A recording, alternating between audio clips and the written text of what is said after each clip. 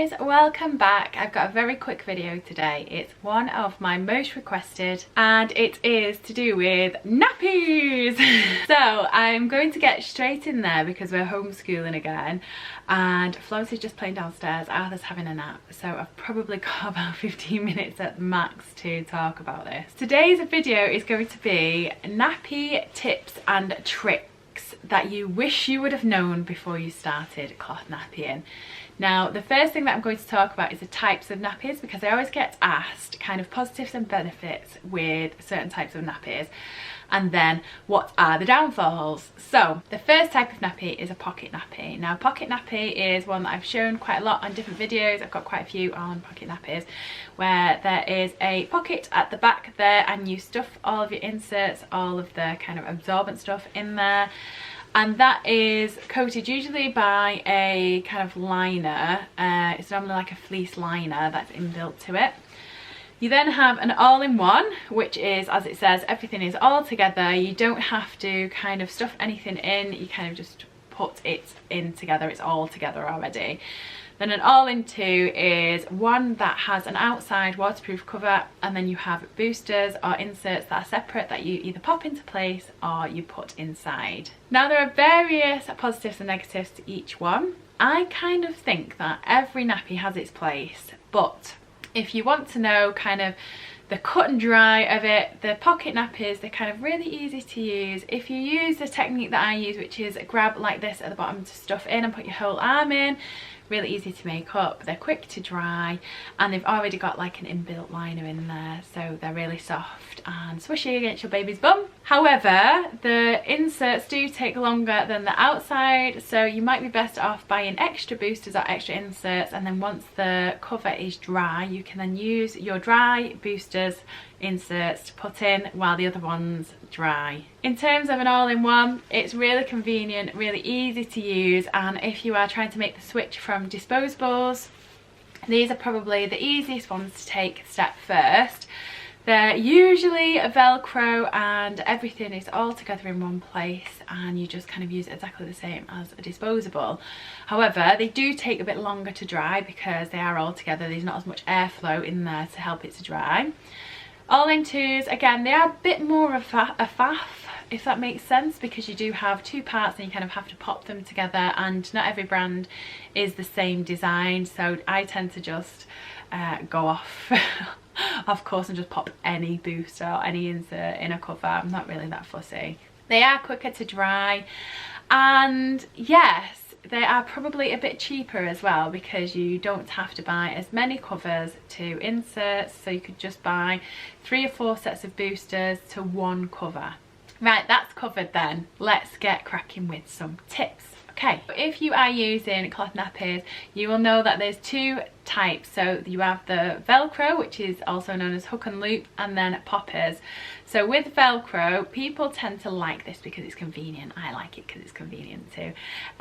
But once the baby gets to a certain age, they do try to pull it off, and it is like naked baby running around, and you just have to hope and pray that there is nothing special. They've not left you a present in there. So a big trick that I do with this is just put the nappy on backwards. It doesn't look as neat and tidy, but it does the trick, and until they find out that it's at the back, they will not bother with it.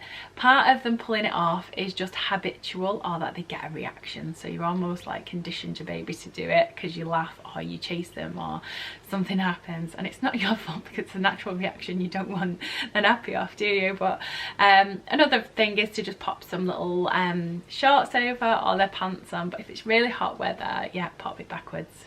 On the Velcro score, if you are using Velcro nappies, once you have used them, always make sure that you pop the Velcro back onto the laundry tabs before either storing or washing. So I always do this out of habit. As soon as I've opened it up, I will pop the tabs back straight away so that I can then just straight away just pop it in the storage bin ready for washing. But you can, if you are out and about, do the twist and stick, which is like this. Now, I use this still in the house because I've got 2 other children, and if I'm honest, if I'm changing in a different room that I've not got a storage bag to, I will just do this. It's all neat and tidy. I'll pop it at the top of the stairs and then I carry it down when I go down. It's not messy, and actually you should really then undo it before you put it in the storage bag to fold back the laundry tabs, but I have on occasion just thrown it in there, just forgetfulness, or just thrown it in there, and it's opened up fine and it's not damaged any of the other nappies. But I wouldn't recommend doing that. It's just that it is still safer than leaving them open if you do forget. Also, on the look side of things, so even if you're using poppers, you don't have to have the nappy symmetrical. So you'll see a lot of pictures on Instagram in particular where the nappy looks really neat, really tidy, kind of tucked up and perfectly equal symmetrical. Don't worry about it, especially as your baby grows, your baby wiggles. You'll almost have to bribe them with a toy while you change them. You can change them standing up. That is something that I would recommend doing as well. I mean, if they're in the middle of playing and you can just quickly change them without them even noticing, then that's a really, really good way to just get them changed. Right, so one question that I've been asked a lot recently is whether you should be pulling your inserts out of your nappies before washing. Now, if you want to be quite particular about it, yes, pull them out before you pop them in your bucket for storage before washing, or popping them in the wash, however you do that. I have never ever pulled out any inserts out of nappies, and I've never had a problem with it. I think that if you have a good wash cycle, like a good way of storing them, a good way of rinsing them, and you're using enough detergent and a long enough wash cycle, then they should come out. It's only a couple of times that I've had like 1 or 2 stuck inside a pocket nappy, and all I've done on those occasions is take the insert out of the pocket nappy, give it a good sniff, because smell will give away a lot of things. If it's not washed, you'll still be able to smell on there, and I've never had a problem with it. So the answer is twofold if you want to, but no, you don't really have to. While we're talking about washing, I'll talk about some tips and tricks that you need to do to get an effective wash so that your nappies are clean and that they work very well. If you have used cloth nappies for a while, you'll probably know that you are to use Nonbio powder. Now, if you are new to it or you're wanting to try cloth with your next baby, this information is crucial for you to be able to use your nappies effectively and for them to be really good and last long. So the first thing that you need to buy is Nonbio powder. Don't use liquid detergent at all. It can coat the fabric, and that means that you will not get an absorbent nappy in the long term. It can coat the fabric and then it just slides off. The same goes for fabric softener. Now, if you find in the beginnings that your nappies are quite hard, I know I did, you can kind of rub them together, give them a shake, give them a pat, but don't use fabric softener, because again, it can coat the fabric and it will not be absorbent. Now, why do we say use Nonbio over bio? Now, you might think that it's to do with like skin sensitivity, but actually it's to do with the enzyme cellulose. Now, that has been found to damage the fibres in like bamboo in nappies. So just don't use it and your nappies will last long. If you are finding that you are having any type of nappy rash after using your nappies, don't listen to anybody who says that you get more nappy rash with cloth nappies. I have had nappy rash issues with Arthur twice, and they've been to do with teething. And the reason that you get nappy rash with teething is because your urine can get more acidic. In fact, in my experience, cloth nappies have been less problematic with anything to do with that. When I used to use disposables, I would get far more issues, and I can't say that it is a dead straight yes and no answer, because every child's different, so you can never truly compare. But I would say cloth over disposable any day. If you do want to use something that's more natural in terms of soothing the nappy rash, you can get some creams. Be particular when you're using certain brands with cloth. I'm not sure which ones are against. We've literally never used any nappy creams with Arthur, so I couldn't recommend them, but I could have a look. If you're interested in knowing which ones those are, just pop a comment below and I'll do a bit of research for you. But the one thing that I wanted to share, I mean, we are vegan, so we don't use honey, but one of my cloth mum friends recommended this and she swears by it, which is to help soothe any skin, use chamomile tea cooled, like with the tea, you can use the tea bag as well, and a bit of honey, mix it all together, and that can be a really good soothing antiseptic kind of ointment without any stinging. I nearly forgot as well, everybody always wants to know, what do you do with the poo? Well, okay, when your baby is small, if they're exclusively breastfed, then you just pop them in the wash and do your normal sort of pre-wash and then your normal long wash. Be absolutely fine. As the baby starts to wean and as they grow, obviously that changes. Now I use liners on all of my nappies. Fleece liners are the best because if you've got a solid one, then you just plop it down the toilet. You don't have to do this immediately, like I've got other children, so I will just kind of fold it up, put it on the side, and I've got like a specific place where I put them, like near my nappy bin. And you can then just like literally knock it out into the toilet, any solids into the toilet. If you need to, you can use like a knife. I've just got an old kitchen butter knife that I keep under the sink in our small downstairs bathroom.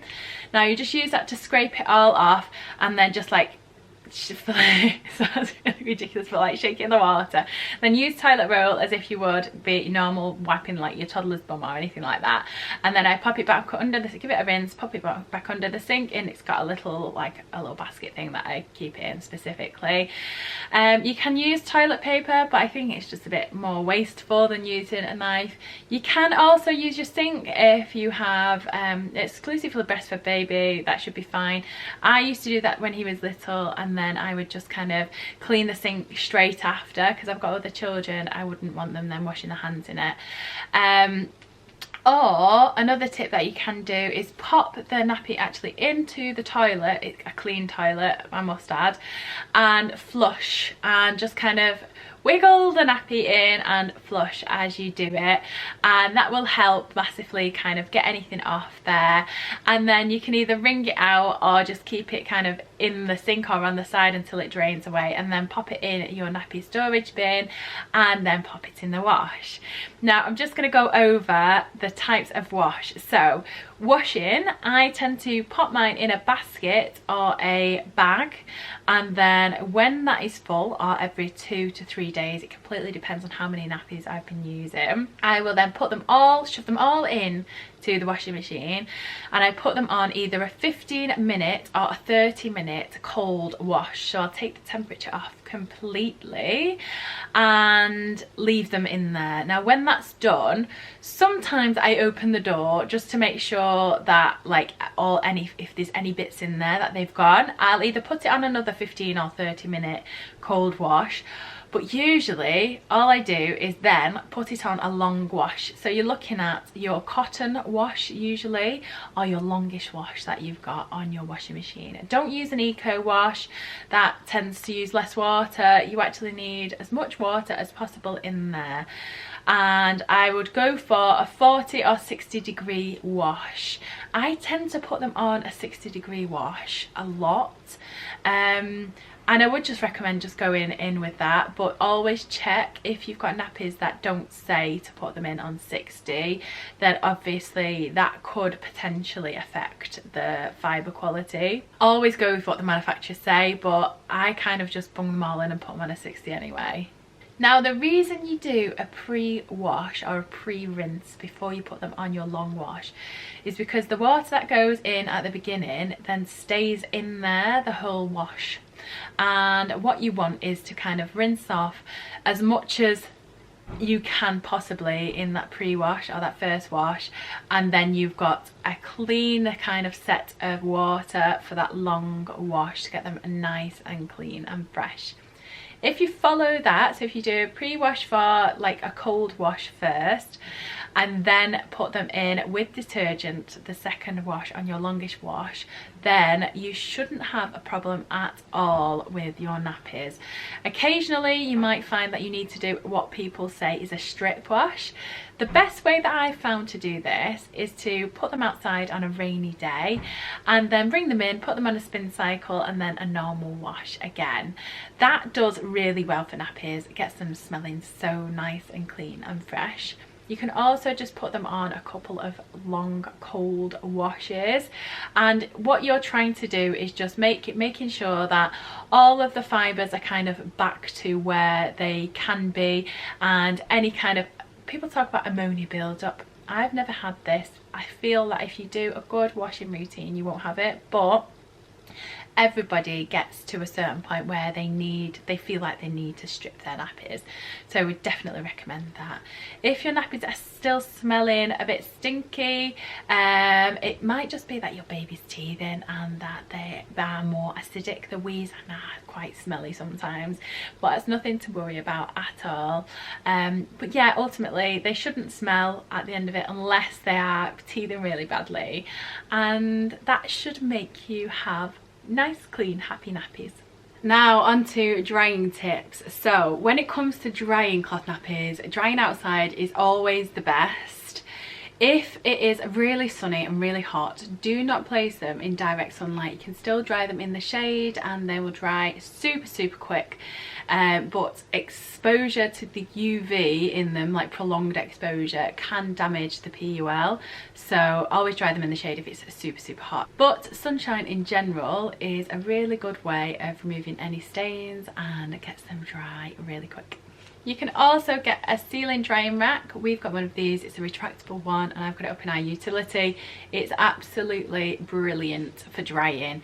And also with that, if you're putting your nappies on the drying rack, whichever type you use, put the PUL face down. This will cut your drying time in half. Also, if you've got an airing cupboard, just pop some like sock puss things up in there. They're from IKEA, the little peg, sock peg things. Or you can put some lines up in the airing cupboard and they will be dry before you know it. Also, if you've got an Aga, in our next house we've got an Aga, so they'll be really handy for drying nappies. But yes, another tip for drying is to aim a fan at it. The whole idea is that you get air circulation. The more air circulation, the quicker they'll dry. Oh, and the last tip on drying is open a window. You'd be surprised at how much this makes a difference, even in the cold weather. It's to do with the water like particles in the air and them not kind of setting on anything. You need to keep that circulation going. And then another question that I've been asked is to do with how often you should be changing your baby. Now, it massively varies. In the early days, I just keep checking. You want to make sure that your baby's hydrated, that they're getting enough feed, so you need to really be changing them every couple of hours. If they're not having wet nappies every sort of 2 to 4 hours, then I'd speak to your health visitor definitely about it. But yeah, 2 to 4 hours, really, if you've got kind of an all-in-one or one that's not been boosted, 2 to 4 hours is enough easily for them to go. If you're finding that your baby is leaking or they're getting compression leaks, check what nappy you have. If it is made from microfiber, then it is common to get compression leaks or wicking, which is when if the nappy isn't quite close and it's touching the baby's clothes, that it is kind of seeping through. You might be best either getting some kind of bamboo boosters, charcoal boosters, hemp boosters, or investing in a different brand and type of nappy. Oh no, actually I had another question that I've just remembered. So the other question was to do with types of materials in nappies. So right, I'll try and do this off the top of my head. So microfiber is the least absorbent, but it is the quickest to absorb. So that's at like this end of the scale. On the other end of the scale, you've got hemp, which is slower to absorb but absorbs more. Now in between there, you've got your kind of cotton, charcoal, bamboo, right? I would say that if you are starting out, please don't go for the cheapest option with microfiber. You're okay with getting cheaper covers, wraps, but the inserts are where the money is really. Bamboo I think is a really kind of affordable middle ground, and you can get the occasional hemp booster. Microfiber, I just don't get on that well with it. Also with microfiber, if you do have, I think Aldi did some new reusable nappies, and they did a massive error with putting the microfiber on the outside, so that would be against the baby's skin. Don't ever put microfiber against your baby's skin.